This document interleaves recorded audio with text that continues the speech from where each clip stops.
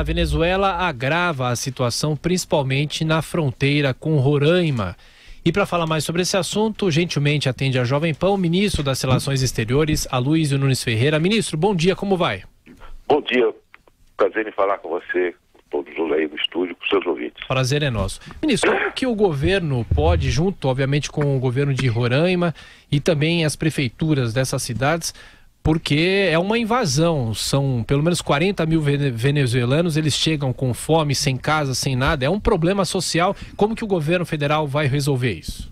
Sim, é um problema social grave, sobretudo porque esse afluxo de refugiados vai para uma região que não tem condições de acolhê-los como deveria, sobrecarregando os serviços públicos e, enfim, você criando uma população que fica sem eira nem beira nessas cidades, mendigando, enfim, fazendo coisas que acabam por se prostituindo, né? Pequenos furtos.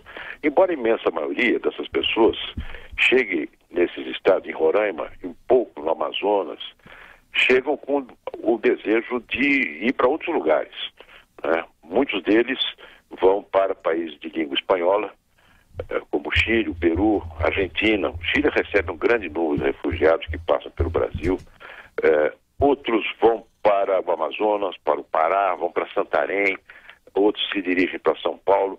Nós vivemos um fenômeno semelhante, vocês se lembram, quando houve o terremoto do Haiti, onde nós tivemos uma crise humanitária grave no Haiti e um afluxo grande de refugiados haitianos no estado do Acre. Aí é preciso reforçar os serviços públicos desses municípios, fazer com que o controle da fronteira seja mais rigoroso com a Polícia Federal, né? E a Polícia Federal agora está reforçando sua presença na fronteira, criar condições para a acolhida desses refugiados que queiram ficar no Brasil. E aí nós temos experiência nessa matéria, pelo número de refugiados que nós temos do Haiti, de Angola, da Síria, encontrar eles condições de acolhida nos outros estados, né? Ter um controle, digamos assim, sanitário. As pessoas chegam aí para um lugar para serem vacinadas, se serem cadastradas para que os governos possam ter uma ideia mais precisa da natureza dessa imigração. Porque uma parte são indígenas, sim, uma etnia que vem lá de longe da Venezuela, vem pedindo esmola e tal, chega em Roraima e vai para adiante, não é? Essa é a etnia varal. Outros têm um nível de educacional, mesmo algum recurso financeiro que permitiria a eles se estabelecer em algum outro lugar, não é? Então é preciso encontrar formas de direcioná-los. E o governo agora que já vinha reforçando a acolhida nos abrigos, precisa agora, e vai fazer isso nessa semana, mandar uma equipe lá para ter uma visão mais precisa desses tais 30 ou 40 mil. Quem são, para onde vão, o que querem fazer e como acolhê-los melhor. É um afluxo grande, mas não se compara aos que vão para a Colômbia. Na Colômbia são 500 mil, né? Sim. Então é uma situação grave, mas que precisa ser controlada, pode ser administrada. Perfeito. Ministro, aqui é Marco Antônio Villa. Bom dia, ministro. Bom dia, professor. A questão da cláusula democrática do Tratado do Mercosul.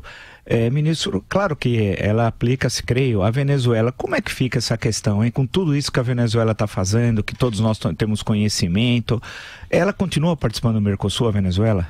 Não. Assim que eu assumi, enquanto ministro das Relações Exteriores, a presidência temporária do Mercosul, convoquei uma reunião dos ministros do Mercosul e, por unanimidade, ainda que no Mercosul haja um governo um pouco mais à esquerda que nosso, como o Uruguai e o Chile, foi por unanimidade aplicada essa chamada cláusula democrática, suspendendo a Venezuela do bloco.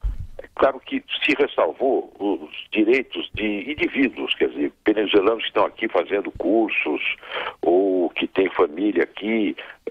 Não fizemos isso de modo a aplicar, digamos, sanções individuais, mas movimento comercial, e isso tudo está suspenso, e mais, quer dizer, plantagens comerciais, não movimento comercial. E dentro do grupo que se constituiu, chamado Grupo de Lima, do qual o Brasil faz parte como membro fundador, nós decidimos vedar a exportação para a Venezuela de tudo quanto é material que pudesse servir à repressão. Nos decidimos não apoiar candidaturas venezuelanas em organismos internacionais, fazendo aquilo que é a pressão diplomática que vem incomodando, a tal ponto que a Venezuela declarou o embaixador brasileiro em Caracas persona não grata e o expulsou.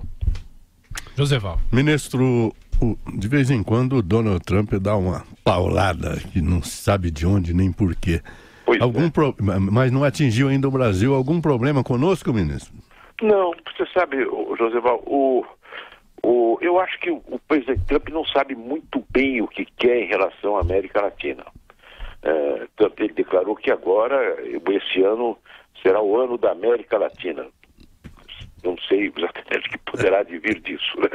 Mas o fato é que com o Brasil, nós não temos, o Brasil e Estados Unidos, nós não temos um contencioso maior. Veja, nós temos uma comunidade de imigrantes brasileiros nos Estados Unidos, muitos são indocumentados. E isso é objeto de preocupação nossa e de contato constante com o governo americano, para evitar, digamos, violências contra eles, prisões arbitrárias, separação de famílias, deportações em massa. Mas não é um número que nem de longe se aproxima de outros países da América Central ou mesmo do México. Não tem. Caribenhos, não é isso. O Brasil, nós não roubamos empregos dos americanos. Pelo contrário, nós há investimentos de empresas brasileiras nos Estados Unidos que geram emprego, né? Nós não temos, o Brasil não é um roteiro, uma rota de fornecimento de droga para o mercado norte-americano. Então, não há um contencioso. O que faz falta é uma agenda positiva, né? Governamental. A agenda privada, ela vai sozinha, a relação entre empresas, de comércio, de finanças, isso vai sozinho, né? Mas agora, nós propusemos ao presidente, ao secretário, eu propus, em nome do governo brasileiro, ao secretário de Estado, um conjunto de pontos que constituiriam uma pauta positiva, que poderia ser impulsionada pelos governos. Facilitação de comércio, maior cooperação na área educacional, maior cooperação na área da defesa, a utilização da base de Alcântara para o lançamento de foguetes de satélites comerciais. Isso tudo foi entregue logo no início da minha gestão ao secretário de Estado Tillerson, que constituiria uma agenda positiva. Infelizmente, as coisas não vêm acontecendo muito, em grande parte por desorganização do Departamento de Estado. Até há pouco ocupava um lugar no Departamento de Estado um ex-embaixador dos Estados Unidos no Brasil, Thomas Shannon, que é um grande conhecedor do Brasil e que acabou por sair agora recentemente.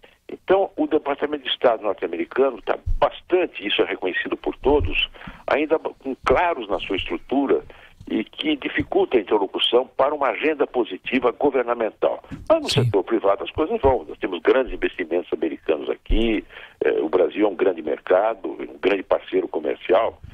Faltaria, repito, nós temos no plano governamental uma agenda positiva que pudesse incrementar a relação em alguns desses setores a que me referi. Professor. Perfeito. Uma última questão da minha parte ministro, o senhor é candidato à reeleição ao Senado por São Paulo nesse ano? Sou candidato à reeleição, sou. Ah, tá.